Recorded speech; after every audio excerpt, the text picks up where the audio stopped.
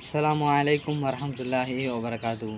தௌஹீதின் வகைகள் 3 வகைகள் இருக்குது. அது 3 வகைகள் என்னென்னா, தௌஹீதுல் ருபூபிய்யா, தௌஹீதுல் உலூஹிய்யா, தௌஹீதுல் அஸ்மா சிஃபாத். தௌஹீதுல் ருபூபிய்யா என்னென்னா, அல்லாஹ் தான் இருக்கிறான், அல்லாஹ் தான் படைப்பாளன், அல்லாஹ் தான் படைக்கக்கூடியவன், அல்லாஹ் தான் உணவு அளிக்கக்கூடியவன், அல்லாஹ் தான் வாழ்வாதாரம் அளிக்கக்கூடியவன், அல்லாஹ் தான் உயிர் கொடுக்கக்கூடியவன், மரணிக்க செய்யக்கூடியவன், அல்லாஹ் தான் ஒரே கடவுள். அல்லாஹ் தவிர வேறு எந்த கடவுளும் கிடையாது.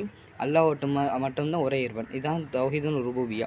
தௌஹீதுல் உலூஹிய்யா என்னென்னா, வணக்க வழிபாடு மனிதர்கள் எல்லாருமே சேர்ந்து அல்லாஹ்விற்கு மட்டும்தான் வணக்க வழிபாடுகள் செலுத்தணும். வேறு யாருக்கோ நம்ம செலுத்தக்கூடாது. நபிமார்களுக்கோ அல்லது அல்லாஹ்வுடைய நல்லடியார்களுக்கோ சுஹதாக்களுக்கோ யாருக்குமே நம்ம வணக்க வழிபாடுகள் செலுத்தக்கூடாது. சரிங்களா?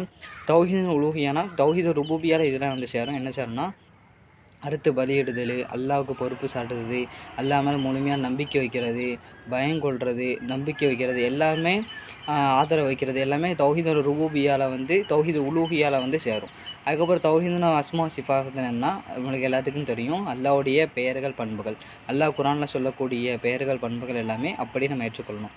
இது என்ன விஷயம்னா, ரசூலுல்லாஹி ஸல்லல்லாஹு அலைஹி வஸல்லம் வந்து தாவத்ஸ் கொடுக்கும்போது, மக்களுக்கு தௌஹீதோடைய பிரச்சாரம் நடத்தும்போது மக்காவாசிகள் எல்லாருமே தௌஹீதுல் ருபூபிய்யாவை ஏற்றுக்கொண்டாங்க. அப்புறம் வசனத்தில் அல்லாஹ் சொல்கிறான், என்னென்னா, நபியே நீங்கள் அவர்களிடத்தில் வானத்தையும் பூமியும் படைத்தவர்கள் யார் என்று கேட்டால் அவங்க சொல்லுவாங்க அல்லாஹ் தான் என்று கூறுவாங்க அப்படின்றாங்க. அப்போ பெரும்பாலானவங்க இதை அறிய மாட்டாங்கன்னு அல்லாஹ் அந்த வசனத்தில் சொல்கிறான். ஏன்னா மனிதர்கள் எல்லாத்துலேயும் அல்லாஹ் இப்போ இது யார் படைச்சா, வானத்தை யார் படைச்சா, மரத்தை யார் படைச்சா, பூமி யார் படைச்சா அப்படின்னு ஒரு மாற்று மத சகோதரர்கிட்ட கேட்டாலும் கூட அவங்க வந்து கடவுள்னு சொல்லுவாங்க. நிறைய கடவுள்னு சொல்ல மாட்டாங்க, ஒரு கடவுள்னு தான் சொல்லுவாங்க. அப்போ எல்லாருமே நம்ம நிறைய பேர் தௌஹீதுல் ருபூபிய்யாவை ஏற்றுக்கொண்டவனாக இருக்கும். ஆனால் தௌஹீதுல் உலூஹிய்யாவை நம்ம யாருமே ஏற்றுக்கொள்ளதில்லை.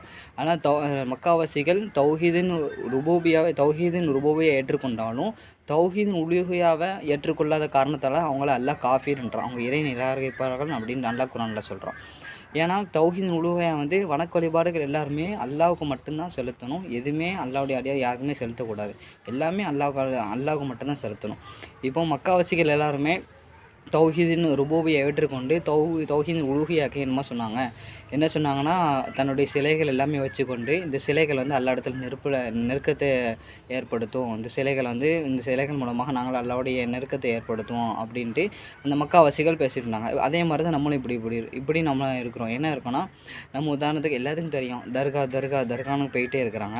அப்போ தர்கா நல்லடியார் மூலமாக அல்லாஹ் இடத்துல வந்து எங்களுக்கு ஒரு சிபாரிசு கிடைக்கும், அல்லாஹ் இடத்துல ஒரு பற்று கிடைக்கும், ஒரு தொடர்பு கிடைக்கணும் அப்படின்ட்டு சொல்லிட்டு நல்லடியார் மூலமாக அல்லாஹ் இடத்துல ஒரு தேடல் செய்கிறாங்க.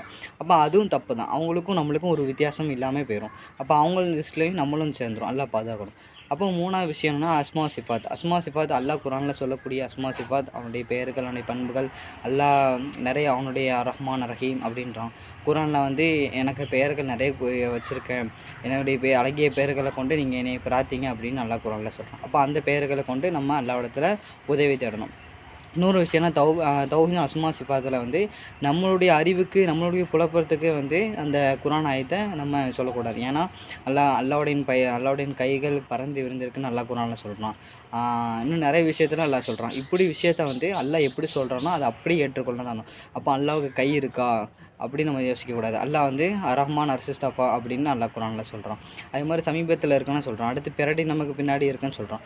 இப்படி நிறைய வசனங்கள் வந்து வருது. அது அப்படியே மக்கள் வந்து ஏற்றுக்கொள்வது தான் நம்மளுடைய கடமை தவிர, அது இப்படியா அப்படின்னு சொல்கிறது நம்ம சிந்திக்கக்கூடாது. எனவே நம்ம இன்ஷா அல்லாஹ் எல்லாருமே, ஏன்னா அல்லாஹ் ஒரு வசனத்தில் சொல்கிறான், அல்லாஹ்விற்கு உதாரணம் காட்டாதீங்க, நீங்கள் அறிய மாட்டீங்க, அல்லாஹ் தான் அறிவான் அப்படின்ட்டு குர்ஆனில் சொல்கிறான். அல்லாஹ்வுக்கு எந்த உதாரணத்தையும் காட்டக்கூடாது. அல்லாஹ் மனிதனா அல்லது பெண்ணா அல்லது அல்லாஹ் எப்படி இருப்பான் அப்படின்லாம் நம்ம யோசிக்கக்கூடாது. ஏன்னா ரசூலுல்லாவும் யோசிக்கலை, சஹாபாக்களும் யோசிக்கலை. அப்போது அவங்க 2 பேரும் யோசிக்காத போது நம்ம யோசிக்கிறது ஒரு ஒழுக்கக்கேடான விஷயம். எனவே அந்த விஷயத்தை நம்ம யோசிக்கக்கூடாது. அல்லாஹ் என்ன சொல்கிறோனோ அதை அப்படியே அந்த குர்ஆன் வசனத்தை எடுத்துக்கொண்டு நம்ம மக்கள் இடத்துல பறைசாற்றணும். இன்ஷா அல்லாஹ் எல்லாருமே நம்ம தௌஹீத் வகைகள் எல்லாருமே நன்கறிவோம். அல்லாஹ் நம் மீது அருள் செய்வானாக. அஸ்ஸலாமு அலைக்கும் வரஹ்மத்துல்லாஹி வபரகாத்துஹு.